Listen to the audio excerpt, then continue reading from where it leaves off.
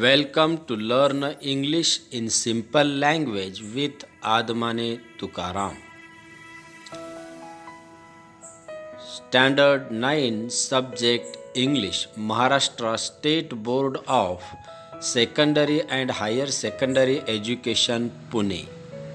Unit 1 1.5 The Necklace, written by Goidi Maupassant.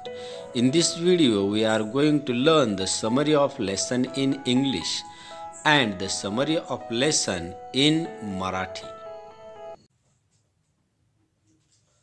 Let's learn the story Necklace in short.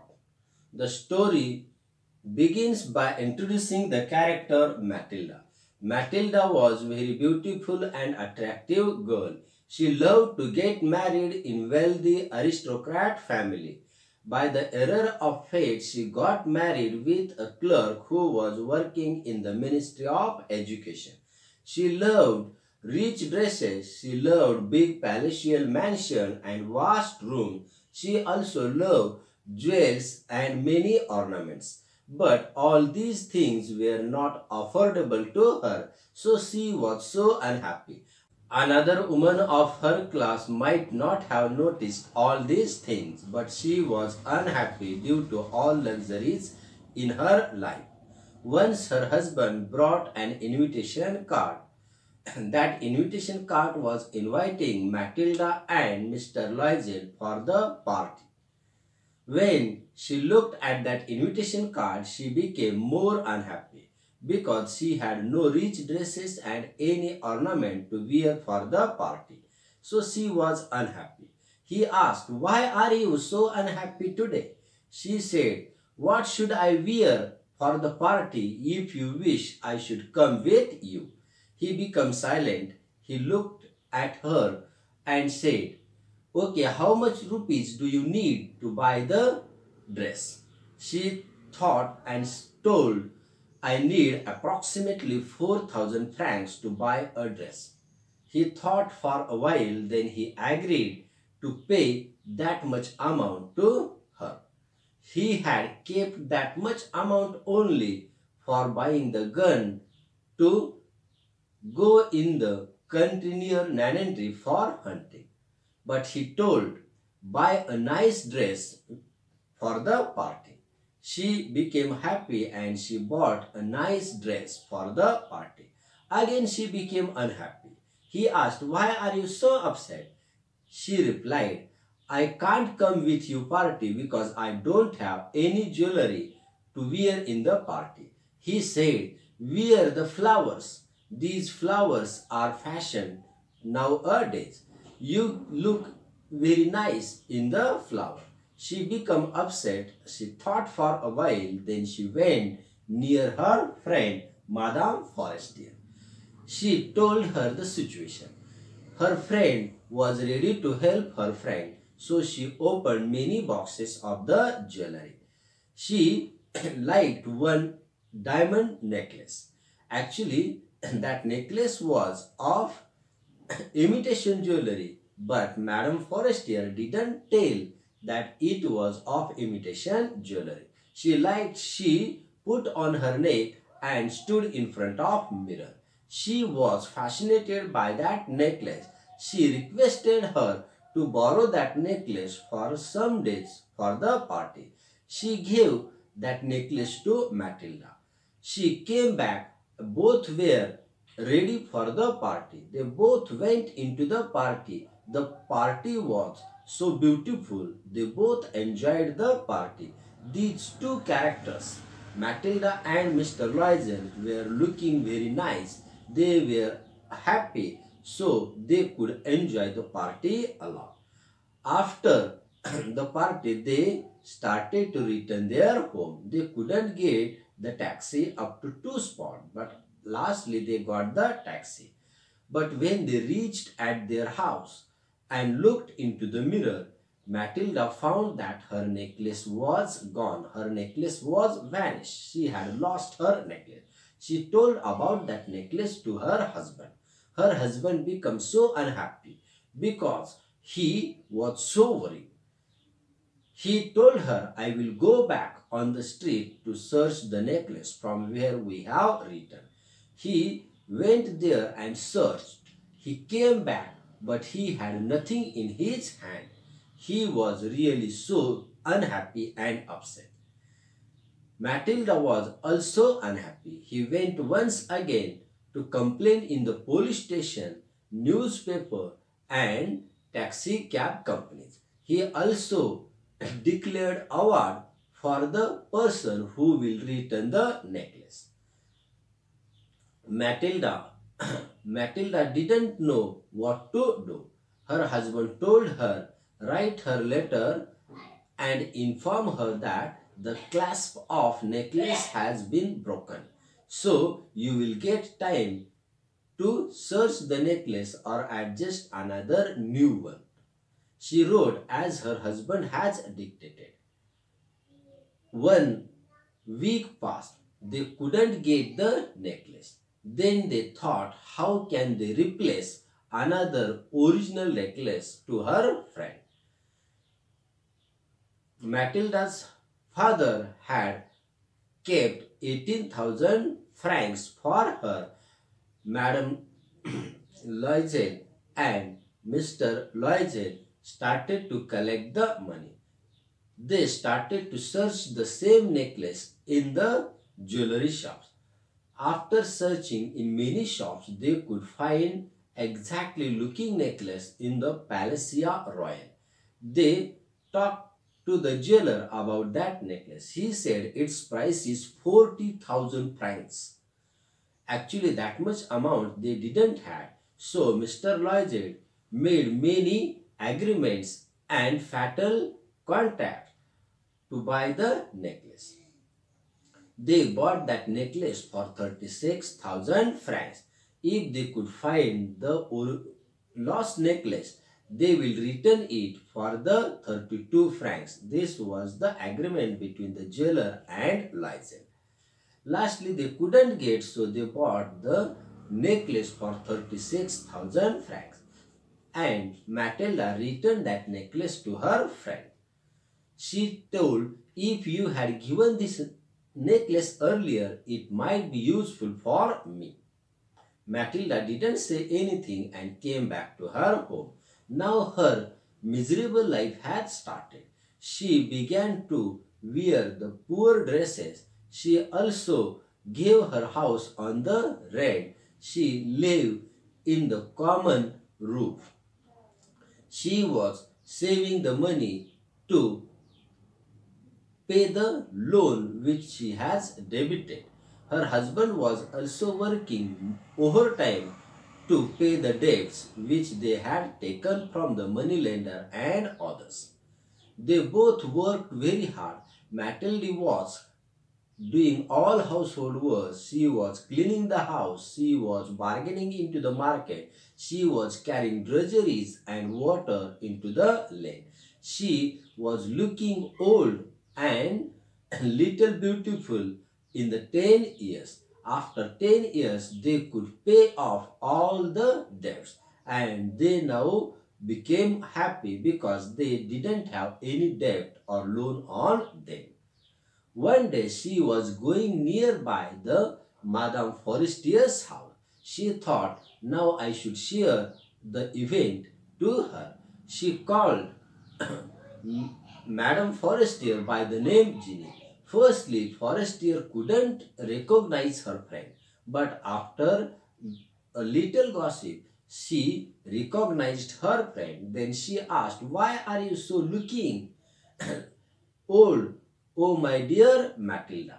She told the event, she told the whole story about the necklace. She told her that the necklace which had given to her was lost after the party. So she had replaced another new diamond necklace to her. When Forestier knew all this story, she also became regretful. She told, my necklace was duplicate. It was of imitation jewelry, but you had faced many difficulties and problems due to my necklace. It was my imitation and you have replaced me the original new diamond necklace. Oh, so sorry, Matilde, she said. Here the story ends. The necklace या कथेचा आपण थोडक्यात सारांश पाहूया.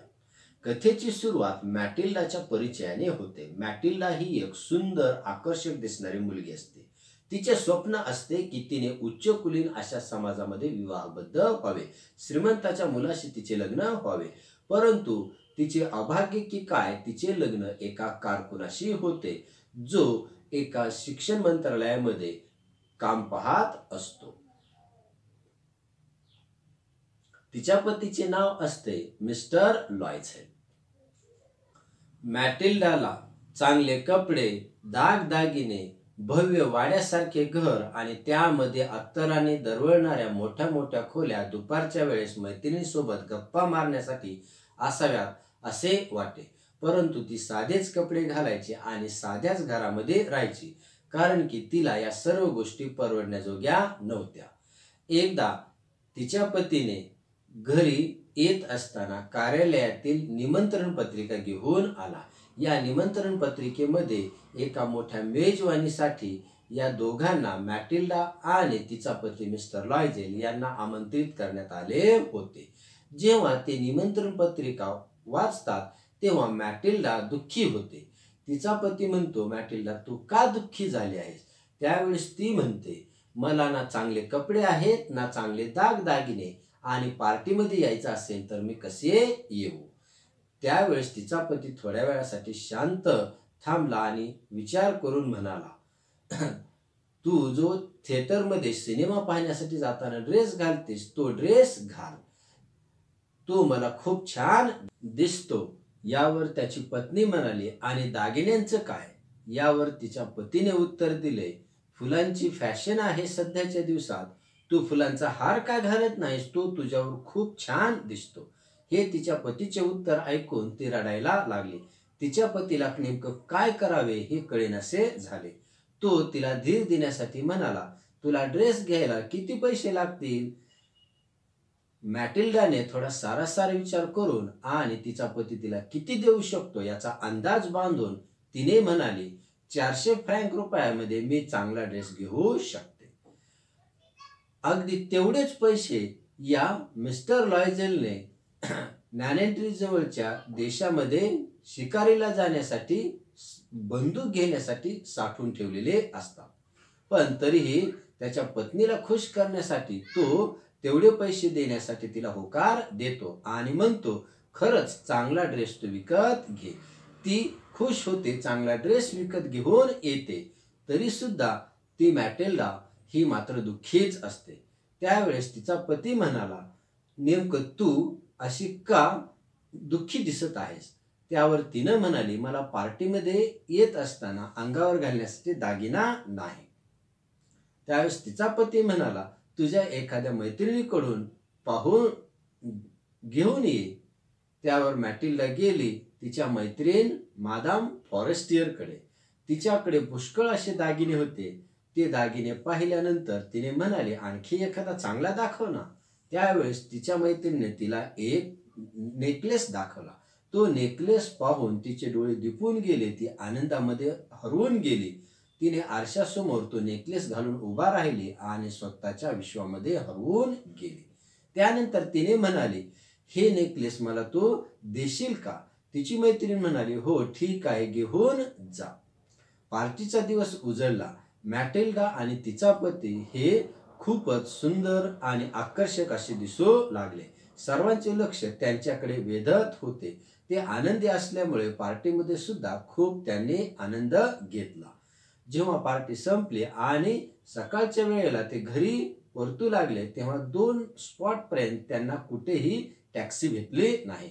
शेवटी त्यांना taxi भेटली आणि घरी परतले. मॅटिल्डाने आरशासमोर शेवटी माझे रूप कसे दिसते हे पाहण्याकरिता उभा राहिली आणि पाहते तर काय आश्चर्य, तिचा नेकलेस म्हणजेच रत्नहार हा गायब झालेला असतो, हरवलेला असतो. ते तिच्या पतीस सांगते. तिचा पती सुद्धा थोड्या वेळासाठी चिंताजनक आणि चिंतातूर होतो. त्यानंतर तो म्हणतो, मी जाऊन येतो, आपण आलेल्या रस्त्यावर कुठे पडला आहे का ते शोधून.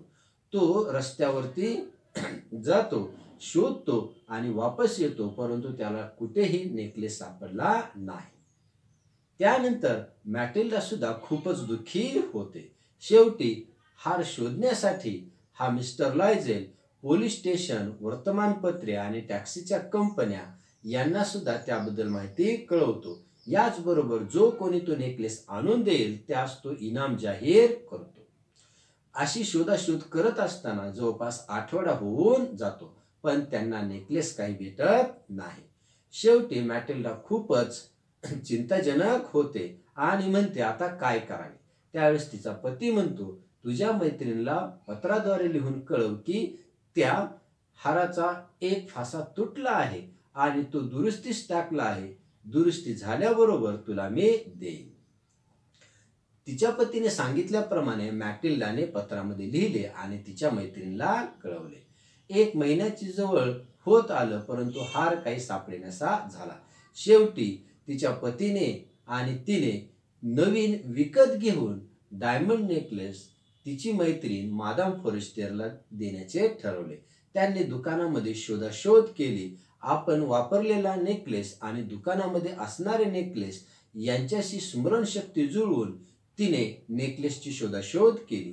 पुष्कळ दुकानामध्ये शोधल्यानंतर शेवटी तिला पॅलेसिया रॉयल या दुकानामध्ये हुबेहूब तसाच दिसणारा डायमंडचा नेकलेस म्हणजे हिऱ्यांचा नेकलेस दिसला. तो नेकलेस त्या ज्वेलरी शॉपच्या मालकाला विचारले असता 40,000 रुपये किंमत त्याची त्याने सांगितली. त्या दोघांनी त्या हाराची किंमत 36,000 पर्यंत जमवजमव करून ठरवून घेतली आणि जर त्यांना पूर्वीचा हार सापडला तर तो परत सुद्धा 1 महिन्यामध्ये जर केला तर त्याची किंमत तो 32,000 फ्रँक देईल असे सुद्धा ठरले. परंतु हार काही शेवटी सापडलाच नाही. मॅटिल्डाच्या वडिलांनी तिच्यासाठी 18,000 रुपये फ्रँक ठेवले होते. बाकीचे पैसे मिस्टर लॉयझेल अर्थात तिच्या पतीने कर्ज, विशिष्ट प्रकारचे करार करून मात्र व्यवस्थापित केले आणि त्यांनी 36,000 फ्रँक रुपयाला खराखुरा हिऱ्यांचा हार विकत घेतला आणि तो हार मॅटिल्डाने तिच्या मैत्रिणीस नेऊन दिला. नंतर मात्र खऱ्या अर्थाने दरिद्री जीवनाची सुरुवात ही मॅटिल्डाच्या होते. ती घरचे सर्व धुणे, भांडे, कपडे धुतणे असे सर्व कामं करायची, फरशी पुसायची, रस्त्यावरती सुद्धा कचरा टाकण्यासाठी, पाणी टाकण्यासाठी जायची, गरीब लोकांसारखे साधे कपडे घालायची. बाजारात जात असताना पैनापै वाचवण्यासाठी ती व्यापाऱ्याशी, दुकानदाराशी, फळ विक्रेत्याशी सुद्धा मात्र घासाघीस करायची. असेच तिचे कठीणाईचे दिवस हे तब्बल 10 वर्ष चालले. तिचा पती सुद्धा काही पैसे मिळतात म्हणून व्यापाऱ्याकडे रात्रीच्या वेळेला ओव्हरटाईम म्हणजे जास्तीचे काम करू लागला. शेवटी 10 वर्षाच्या नंतर त्यांचे सर्व काही ऋण कर्ज हे फिटले. एका दिवशी अशाच प्रकारे मॅटिल्डा ही तिची मैत्रीण मादाम फॉरेस्टियरच्या घरापासून जात असते. त्यावेळेस तिला तो घडून गेलेला प्रसंग आठवला आणि तो तिला कथित करावा असे वाटले. म्हणून तिने तिच्या मैत्रिणीला जिनी म्हणून हाक मारली. सर्वप्रथम मादाम फॉरेस्टियर ही तिची मैत्रीण मॅटिल्डाला ओळखूच शकले नाही. नंतर काही गप्पा गोष्टी झाल्यानंतर मात्र मादाम फॉरेस्टियर ही या मॅटिल्डाला ओळखते. त्यानंतर तू अशी का दिसत आहेस मॅटिल्डा, थोडीशी वयस्कर आणि खूप कष्ट त्रास झेलल्यासारखी. त्यावेळेस मॅटिल्डाने जो काही तिच्यासोबत हाराच्या बाबतीत घडलेला वृत्तांत होता तो कथित केला. तिने म्हणाली की तुझ्याकडून घेतलेला जो हार होता तो पार्टी संपल्यानंतर हरवला आणि त्याच्या बदल्यामध्ये मी तुला दुसरा खराखुरा हिऱ्यांचा हार 36,000 फ्रँक रुपयाचा विकत घेऊन दिला आहे.